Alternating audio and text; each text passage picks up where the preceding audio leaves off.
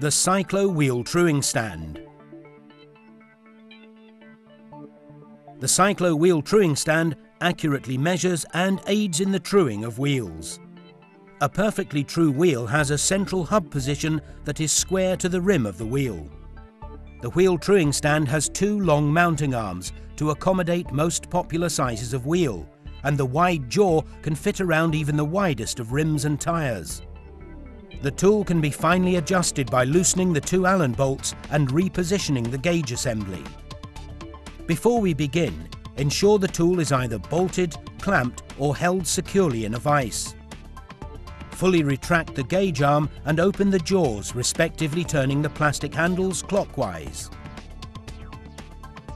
Taking the wheel to be trued, lower the axle into the V-grooves of the mounting arms, adjusting the position if necessary.